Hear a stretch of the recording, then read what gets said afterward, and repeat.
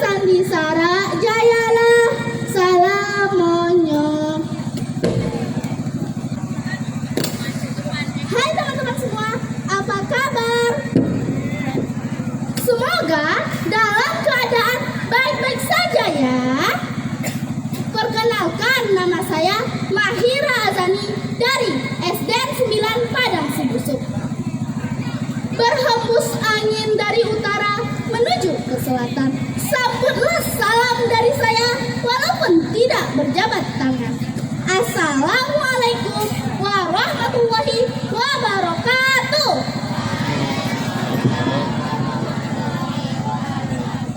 Baiklah teman-teman semua, di sini Candi akan bawakan sebuah cerita rakyat yang berjudul Padang Sibusuk Lautan Api. Dikisahkan pada Kamis malam tanggal 10 Maret 1949, rakyat Padang Sibusuk dikejutkan dengan suara ribut hiruk-pikuk tak menentu.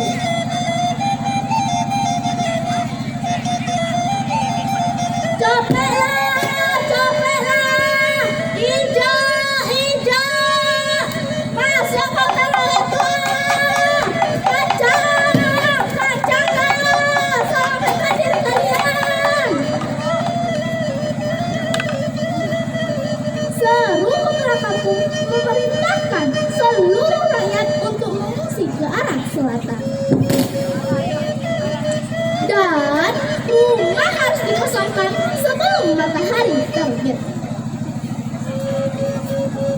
Dan mereka harus berada di hutan ladang sawah mereka. Malam yang gelap mencekam rakyat Padang Sibusuk. Berangkat membawa bekal seadanya dengan perasaan panik dan cemas. Mereka berusaha melawan musuh dengan menebang pohon besar dan kecil di arah perjalanan kampung sampai menjelang subuh. Perintah musuh yang akan menyerbu sewaktu-waktu.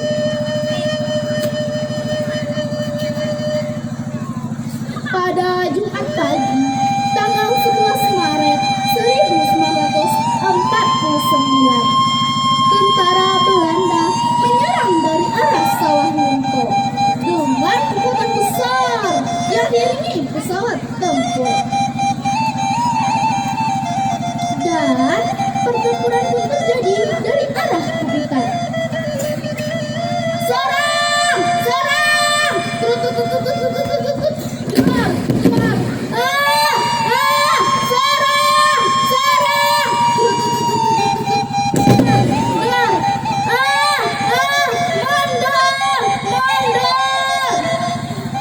Kira-kira lepas asal maruah tentara Belanda dapat menembus kapal foto. Dan mereka membakar rumah rakyat di kampung Sikumbang, Joryang. 2 hari 2 malam pertempuran pun terjadi. Pada hari ketiga, barulah tentara Belanda dapat menyingkirkan pohon-pohon kayu yang melintasi jalan tersebut. Selama pertempuran pun terjadi, tidak ada korban luka atau gugur. Hanya 2 orang tua yang tak mau meninggalkan rumahnya dan dibakar hidup-hidup dengan rumahnya oleh tentara Belanda, yaitu di Sikumbang dan Cupak Sebarang Labuan. Sepanjang dataran panjang dan jalan raya kiri dan kanan, tak terkecuali gedung sekolah dan pasar hangus menjadi lautan api.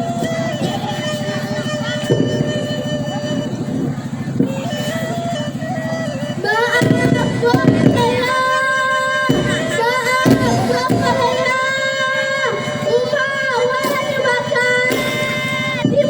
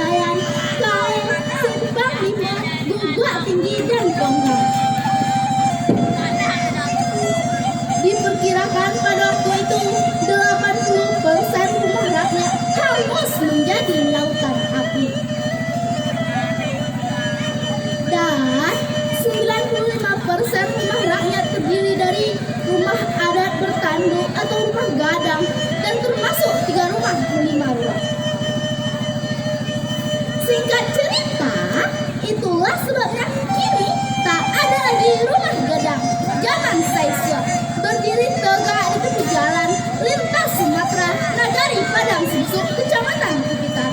Karena di bumi hanguskan oleh pihak penjajah yang kejam, yang ditandai dengan berdiri kokohnya tugu yang berada di simpang tugu pada agresi militer Belanda kedua. Yang teman-teman, singkat ceritanya, adapun kesimpulannya adalah kita wajib mempertahankan identitas diri dan kehidupan agar negeri ini tetap lestari dan tidak dikuasai oleh pihak penjajah yang kejam. Dan pesan moral yang dapat kita petik adalah kita wajib mempertahankan harta, jiwa, bangsa dan negara sampai tetesan darah terakhir. Salam pustaka, salam pustaka, pustaka Indonesia, salam literasi. Demikianlah yang dapat saya sampaikan. Saya tutup dengan sebuah pantun.